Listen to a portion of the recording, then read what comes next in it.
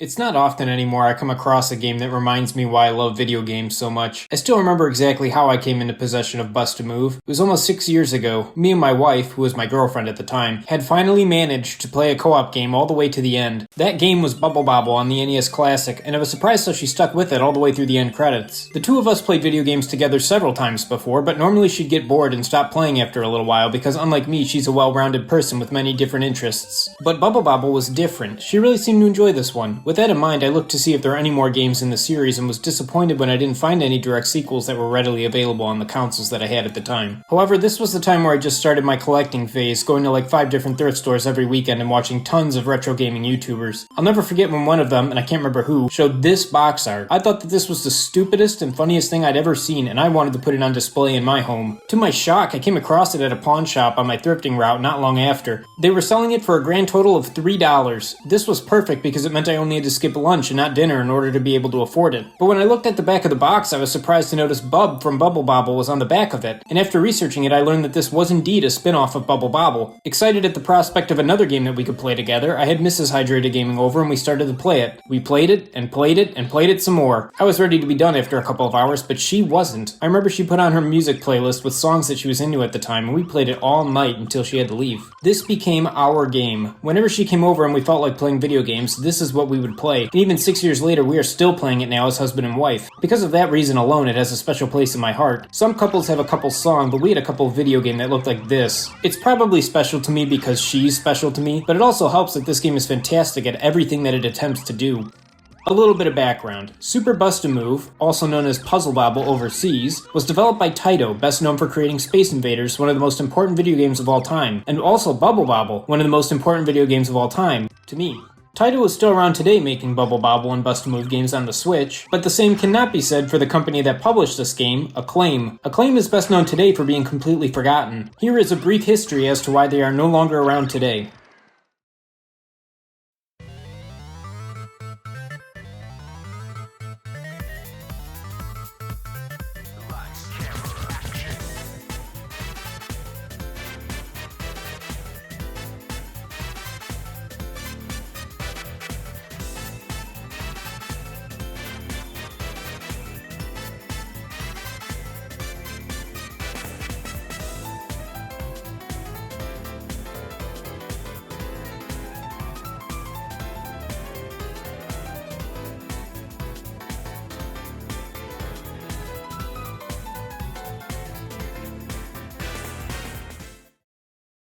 Now the story of this game is very simple. A weird dog scares this pink lady, causing this blue guy to start to throw up onto the floor. This purple lady thinks that's disgusting, and a cat in a cat hat witnesses this whole thing and decides that she doesn't want to live on this planet anymore. So she blasts off into space on board this smiling spaceship. Unfortunately, she is killed shortly after takeoff. 2 frogs enjoy a cup of tea. Also, Bub from Puzzle Bobble. Upon pressing start, you're greeted with 4 options. 1-player puzzles, CPU battle, 2-player battle, and for the last option, option. Not options, just option. Let's start with the 1-player puzzle mode. First, you have the ability to choose training mode, which is just 5 simple puzzles to teach you the basic mechanics. Second, you have normal mode, which is the bread and butter of the single-player experience. Upon starting the campaign, you're introduced to a choose-your-own-path system based around the alphabet. Each letter has 5 puzzles each. The puzzles you get depend on which paths you take, so the replayability of this mode is pretty high. Although early on, you may see similar puzzles repeat, but that's not too big of a deal as most of the early puzzles are beaten within seconds anyways. But what is Bust-A-Move? Well, overseas it's called Puzzle Bobble, which explains things pretty well. It's a puzzle game with the Puzzle Bobble skin. Bub will blow a bubble with a captured Puzzle Bobble enemy in it, just like in the arcade game, and you'll shoot this bubble towards other bubbles with a matching color. When you shoot a bubble and make a match of 3 or more of the same color, they'll pop. The goal of the single-player mode is to pop all the bubbles on screen while getting as high of a score as possible. To achieve a high score, you'll want to break bubbles in such a way that it causes the remaining bubbles to now be unconnected from the others and to fall to the bottom of the screen. It's a simple concept, but it's timeless and a lot of fun. Like I said, early on the levels are really easy, but this quickly changes. Later levels really require you to think and strategize which bubbles you want to pop and when. After you've shot a certain number of bubbles that Bub made, the ceiling will move down a level. If any bubble reaches the floor level, you lose and have to restart the puzzle. But the game is incredibly forgiving as there are infinite continues. The punishment is just having to redo the stage, which I think is perfect. To help players who may be having a hard time with the stage, if you lose and have to restart a level, you're given a dotted line showing the path your bubble would currently take if shot. This really helps with difficult puzzles, but still isn't an auto win as you still have to strategize which bubbles you want to take down and in what order, so again the difficulty is managed perfectly. But you may be thinking, what strategy could there possibly be in a simple match 3 game like this? Well, how about this stage where your goal is to break through to the orange layer at the top? You don't have enough time to destroy all the bubbles here, you just have to focus on breaking through a simple section while ignoring the other areas. Once you do shoot the top layer, you'll win, rendering the other parts irrelevant. So you're supposed to ignore the other areas, but you can't ignore them too much because you still have to make sure they don't get too out of control and drop below the floor level. Or how about this puzzle that's all power-up bubbles? On other stages, this power-up is really helpful as it destroys all the bubbles of the color that you're shooting. But since the whole puzzle is just the power-up, you have to be very careful where you shoot or you'll lose. Or if you don't like those, perhaps you'll like this puzzle where you have to carefully decide where you'll shoot this bowling ball power-up which cuts straight through the other bubbles in order to make paths to the top which will allow you to knock down clusters of bubbles with just a few shots. These are just a few examples of the thinking that this game makes you do. You do have to be good at aiming, yes, but also good at strategizing, making for a thoughtful and skillful experience. I have a random note here that I was confused why there were 2-letter U's on the map, but then I realized that the Bust-A-Move font makes U and V basically look identical. This is the level of detail you can only get here on HydratedGaming. Eventually though, you'll make it to the end layer of the map, which has the hardest puzzles, some of which will take you a lot of time to get through. I kept losing several times on one of the levels, but I never felt frustrated. With every loss, I was more certain that I could get it the next time, and I always blame myself, never the stage, for when I died. None of these levels felt unfair. After finally beating the last puzzle, you're rewarded with some more rich story, like here where I discovered the beauty of nature. As you've probably noticed by now, the aesthetics of this game are very weird. The story is nonsensical, like why does the airplane man wish to be among the trees? Why is there a sunken Statue of Liberty in the background here with forks sticking out of the ocean? Why is this background kind of scary?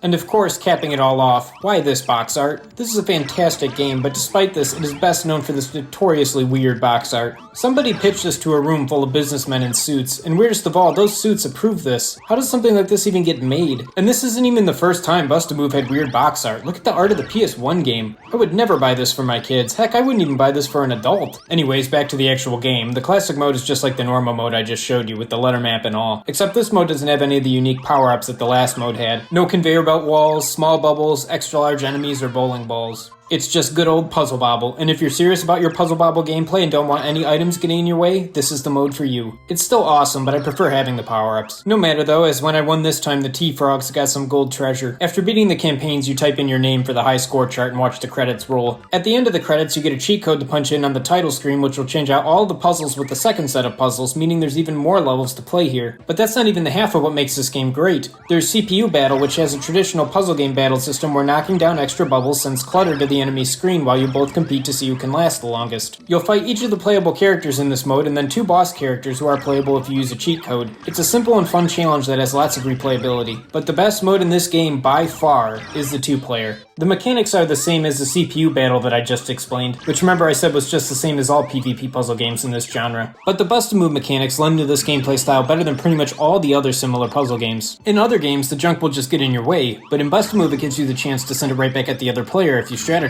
My wife and I have played this for hours. It's so addicting, and once you get into it, you'll find yourselves playing it again and again and again. The characters have different attack patterns, and some are definitely better than others, but this is perfect for players who may be at slightly different skill levels, and there's even a handicap that you can set if you need to even things out even more. This game is at its most fun when you and your opponent are evenly matched, which my wife and I definitely are. Then there's the character designs themselves. This game is barely localized, as you can tell by the ending cutscenes, option, and the characters all seemingly speaking a foreign language, which I'm assuming is Japanese.